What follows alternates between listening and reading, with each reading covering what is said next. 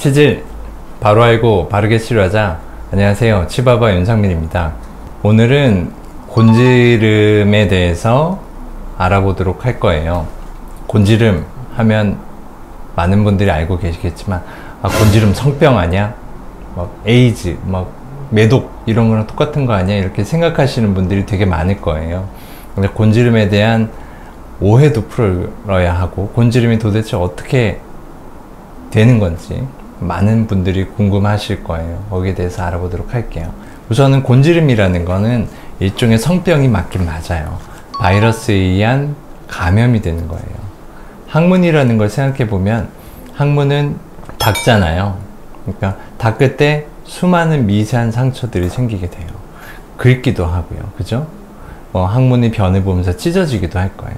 그럴 때 생긴 상처에 성관계라든가 아니면 다른 전파 경로를 통해서, 손을 통해서라든가 이렇게 바이러스가 그 주위로 들어오면 나 있는 상처로 그런 것들이 침투를 하게 되는 거예요. 그러면 이제 감염이 되는 거죠. 그러면 그 다음에 어떻게 되냐면 잠복기를 거치게 돼요. 그 잠복기가 짧으면 수일, 수주에서 길면 수년까지도 있을 수가 있어요. 그러니까 이게 언제 감염됐는지, 내가 언제 누구랑 감염됐는지를 알 수 있는 길이 없다는 거예요. 바이러스에 감염된다고 했는데요. 이 바이러스가 뭐냐면 HPV, 인간 유두종 바이러스예요. 제일 잘 알려진 것으로는 여성의 자궁경부암의 제일 중요한 원인이 되는 바이러스죠. 이것이 항문 근처에 감염이 됐을 때는 항문에서는 곤지름을 일으키거나 항문에 암을 만들어낼 수가 있어요. 이것도 수많은 타입들이 있고, 그 중에 일부는 고위험군이라고 해서 암을 잘 일으킬 수도 있고요. 대부분은 저위험군으로서 암으로 발전하는 일은 드물게 돼요. 그렇다면 바이러스에 감염되면 어떻게 되냐? 대부분은 무증상이에요. 한 명이 HPV를 갖고 있었고 한 명이 없었어요. 둘이 관계를 했는데요. 운이 나쁘게 된 경우에는 없었던 사람만 곤지름이나 다른 성병같이 이런 것들이 생길 수가 있는 거고요. 오히려 있던 사람 쪽은 아무 문제가 없을 수도 있다는 거죠. 그래서 대부분은 무증상이지만 일부에서는 이런 것들이 사마귀 같이 만들어지게 돼요. 그럼 이 사마귀는 어떻게 되냐면은 저절로 없어지는 경우도 있고요. 일부는 그대로 남아있을 수도 있고요. 일부에서는 더 심하게 자라나서요, 그것이 나중에까지 흔적으로 남아서요, 보기도 흉하고요, 지저분하고 계속 진물이 나고 피가 나는 등의 불편을 호소를 하게 돼요. 그래서 보통 병원에 찾게 되는 거죠. 이런 HPV에 대해서 감염되는 거는 아까 얘기했듯이 일종의 성병이라고 그랬잖아요. 근데 성관계를 갖는 사람들의 한 절반 정도는 일생에 한 번 정도는 이 HPV에 감염될 수 있다고 해요. 그래서 이 HPV에 감염돼서 내가 곤지름이 생겼다고 해서 너무 큰 스트레스를 받거나 그럴 필요까지는 없다는 거죠. 그리고 또 한 가지는 이게 언제 어디서 감염이 됐는지를 알 수가 없기 때문에 이것 때문에 너무 큰 문제가 발생하는 것도 좋은 것은 아니라고 생각이 돼요. 보통 환자분들이 오면 이거 내 남편 때문에 그런 거 아니에요? 내 부인 때문에 그런 거 아니에요? 라고 먼저 이렇게 얘기를 하시는 분이 있는데, 정말로 그걸 알 수 있는 길은 없다고 생각하시면 돼요. 그럼 치료에 대해서 얘기를 해볼 텐데요.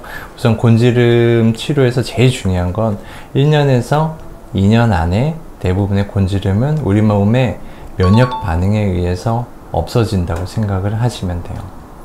하지만 이게 곤지름이 수많은 바이러스가 눈에 보이지 않는 것들이 상처에 감염이 되는데, 어떤 건 빨리 자라고 어떤 건 느리게 자랄 수 있기 때문에 치료가 이루어지는 1년에서 2년 안에는 내가 이거를 다 제거했어도 계속해서 자라날 거라는 걸 꼭 알고 계셔야 돼요.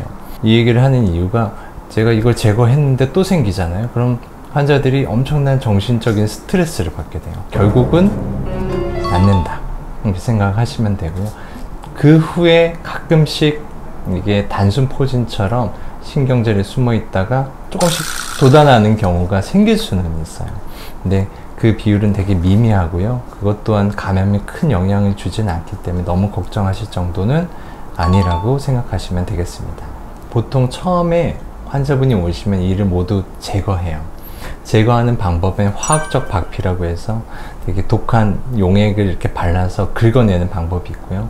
수술적으로 이를 다 제거하는 방법이 있어요. 긁어내는 거는 몇 번의 외래를 방문해야 되고 그런 불편함이 있기 때문에 저는 수술적인 제거를 선호를 해요. 한 번에 다 제거하고요. 그 다음에 돋아나는 것에 대해서는 국소적인 면역 강화 연고라는 게 있어요. 우리나라의 시중에서 판매되는 것은 아이다라 크림이라고 하는데 그 연고를 사용을 하고 그 다음에도 또 제거되는 경우, 재발되는 경우에는 그것들을 또 제거, 필요할 때마다 제거를 한다, 이렇게 생각을 하시면 돼요. 이런 곤지름을 예방하기 위해서는 어떤 노력을 해야 되냐? HPV 백신을 첫째 맞으시고요. 둘째로는 건전한 성생활을 하는 것이 중요하겠죠. 그리고 콘돔과 같은 피임 도구를 잘 사용을 해야 돼요. 콘돔 같은 경우에 100%는 아니지만 이런 곤지름의 감염을 막는데 큰 도움을 줄 수 있을 것입니다. 여러분들이 이렇게 관심을 갖고 이렇게 저희를 찾아주시고 이렇게 병원에도 방문해 주셔서 정말 감사드리고요. 여러분들의 관심도 저한테는 되게 큰 힘이 돼요. 그래서 제가 어쨌든 병원을 하는 게 여러분들 환자들 교육하고 치료하는 게 목표인데 그런 것들이 어느 정도는 효과가 있구나 라는 것에 많이 용기를 받고 열심히 하고 있습니다. 여러분들의 유튜브 댓글도 감사드리고요. 거기에 저희가 열심히 댓글도 다들 또 달도록 노력해 볼게요. 오늘은 여기까지 하겠습니다. 감사합니다.